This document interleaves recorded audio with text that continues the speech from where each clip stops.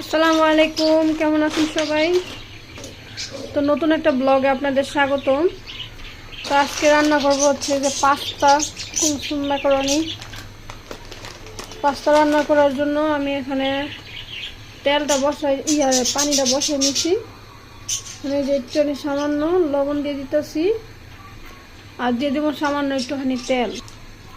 এই যে সামান্য, খালি জাস্ট অল্প একটু তেল।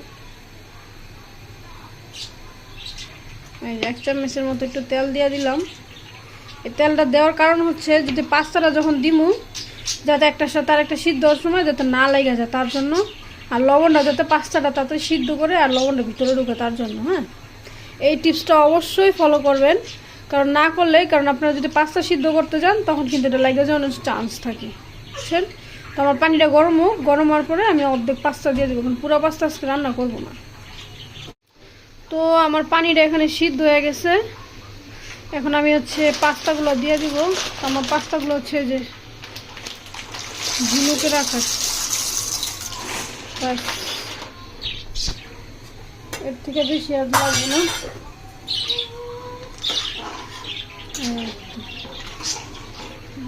এগুলোই হয়ে যাবে, এগুলোই আবার সিদ্ধ হতে থাক। প্রায় 5-6 মিনিট সিদ্ধ করা লাগবে, মানে 90%, 90%ই আপনি এটা সিদ্ধ করতে হবে। সিদ্ধ না করলে তাহলে পরে দেন আবার কাঁচা কাঁচা ভাবটা থেকে যাবে, ঠিক আছে? তো আমি এটা 5 মিনিট ধরে সিদ্ধ করার পর আবার বলবো যে এটা সিদ্ধ হয়েছে না হয়েছে। তো এই যে দেখেন আমার পাস্তাটা কিন্তু সিদ্ধ হয়ে গেছে।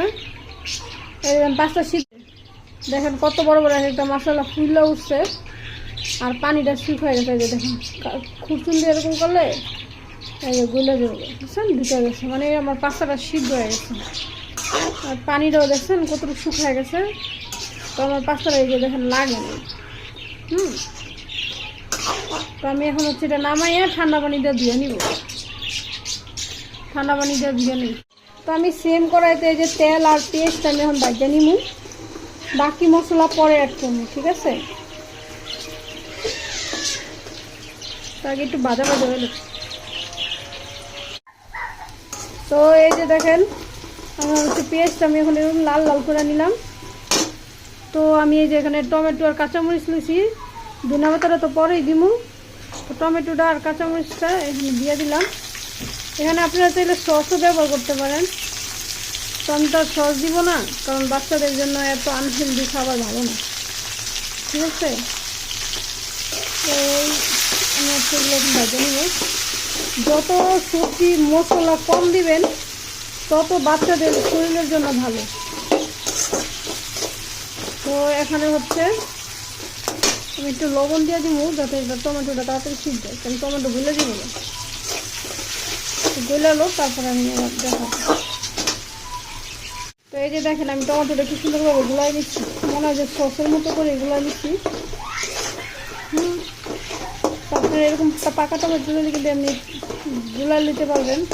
আর এখানে দিয়ে দেবো হচ্ছে আমি একটা ডিম, মুরগির ডিম দিয়ে দেবো। আপনি একটা 2-3টা যেহেতু দিতে পারেন দিবেন। তো আমি অল্প যেহেতু রান্না করতেছি সেই একটা ডিমই দিব। এই যে ডিমটা দিয়ে নিলাম, একটু লবণ দিয়ে দিই, যদি একটু লবণ কম হয়। যেহেতু টমেটো দিছি তো টকটা তো লবণ একটু কম কাটতেই দিব। তো এখন হচ্ছে আমার এটা ভাজা ভাজা করতে হবে, ভাজা ভাজা করি। তো এই যে দেখেন এই যে তেল কিন্তু অলরেডি বের হয়ে গেছে। এই যে তো আমি পাস্তাটা এখন দিয়ে দিব। এই যে আমার পাস্তা কিন্তু রেডি, ঠিক আছে? দেখতে কেমন হলুদ হয়েছে, মনে হচ্ছে যেন হলুদ দিচ্ছি। তো এখন হচ্ছে আমি এটা দিয়ে দিব।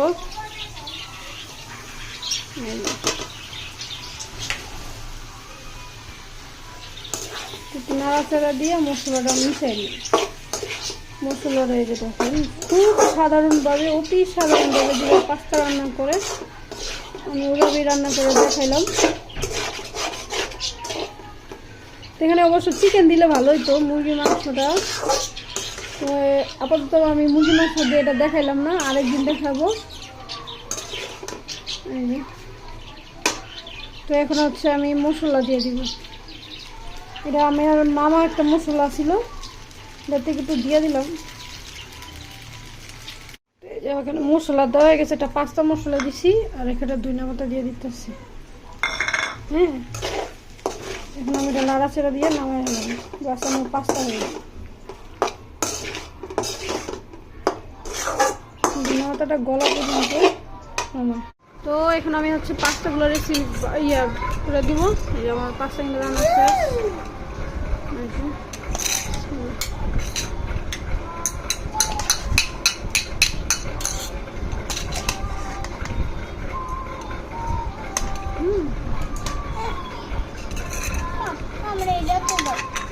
একটা বাড়ি নিয়ে দুজনে লেগে গেছে।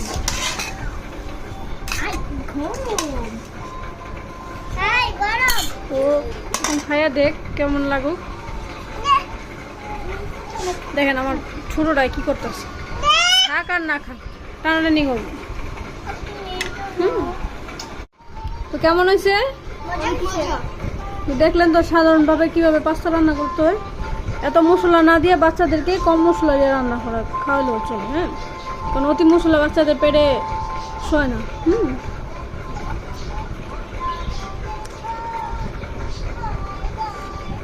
তো ধন্যবাদ, সবাই কমেন্ট করে জানাবেন কেমন হয়েছে।